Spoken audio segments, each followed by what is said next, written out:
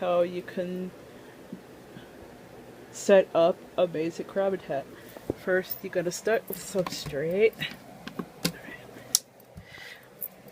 Alright, first you gotta start with substrate. So the substrate you'll be using, this is sand right here, and this, the mixed into it, is eco earth.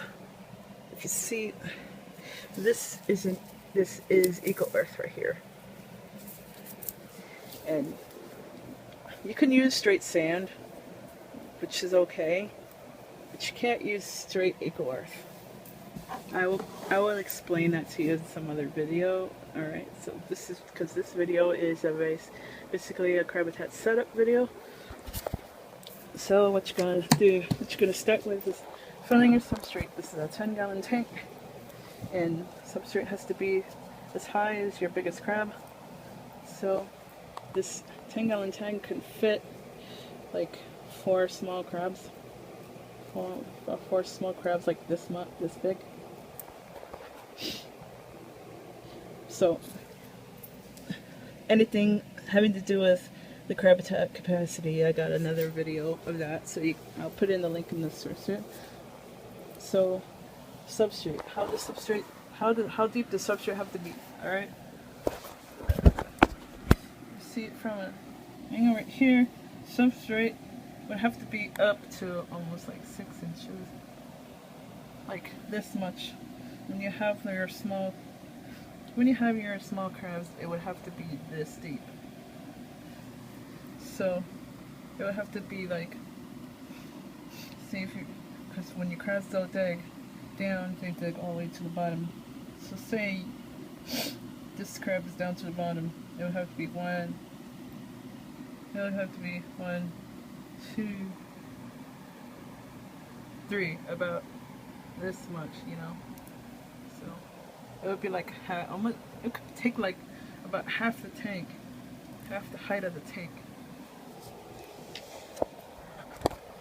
So yeah, if you got your substrate in and you got it all mixed up, make sure it's not dry, because you know, if your crabs have to like dig down, if it's dry like this, it can't make a stable hole. If you see my fingers, it can't make a stable hole because the hole will collapse with the sand in it. You have to make sure it's sandcastle consistency, and you can do that with gallon bottles of water. I'm not gonna do it right now because right now I'm just doing this for a demonstration. Yeah. And next, what you need to have is you're gonna need to have a hygrometer, one for temperature, and one for humidity. This is to read the temperature and the humidity, because temperature and humidity for your crabs would have to be about, okay, so temperature would be around in the 80-degree mark, and your humidity has to be in the 80% mark also. It can fluctuate a bit, just as long as heat doesn't fluctuate over 90 degrees or under 70 degrees. And your humidity can also fluctuate, but make sure it doesn't fluctuate way too much. Some other species of hermit crabs, such as the compressus, which is the Ecuadorian, they need a little higher heat, and they need a little bit more. I don't have Ecuadorian, so I'm still researching on that. I'm still looking up hair sheets and everything. I plan on getting Ecuadorians in the future, but I don't get them right now. Right now I'm still sticking with purple pinchers. So until I really know, I do a little bit of stagnant when I research my stuff. Okay, next thing you need for your crabitat is you need a heat source. This is a UTH. It's an under tank heater. It's a heat mat that has adhesive that you can stick to the glass. But make sure you don't put this on the sides, the back on the sides, but never put it on the bottom. If you put it on the bottom, your crabs, the crabs that are molting can overheat and then they can die. It would be too much heat for them and they can literally melt their bodies. Pretty horrible stuff right there, right? Okay, next thing you need... Oh wait, did I get cracked? No. Next thing you need, your next thing you need is your pools. You need one. You need two of them. You need one for salt water and one for fresh water. You can put pebbles in them like this to weigh them down. You can put pebbles in them to weigh them down like that. Or you can just dig them in the sand. You can also dig them in the sand and put pebbles around them to hold them in place. And then sometimes your crabs can dig sand into the pools, and that's where the pebbles. That's where the pebbles there are to keep them secure. You're also going to need a food bowl. This can really blend in with the succulents and the succulent and the beautifulness of your crabitat. But you can also use this one right here. I'm not gonna get it out because it's got. Or you can. In my previous videos, I was using this, but I'm not using these anymore. I can sell them. I have 3 of them. If anybody wants them for their dogs or cats, just give me a holler. I'll give them to you. I'll sell them, or you can trade them in exchange for something else. Alright. So yeah, you're gonna need a food bowl. You're gonna need a food bowl right here. See, this fits in perfectly. Or it could be it could be a bigger tank for this. You can use smaller pools, but just make sure they don't tip over and everything. You have this like the stone and these plants right here. These are optional. But this, you're gonna need a hide. Your crabs. I'm just using this for demonstration. Your crabs are gonna need a hide. They're gonna need a place to hide. So you can have this coconut hut right here.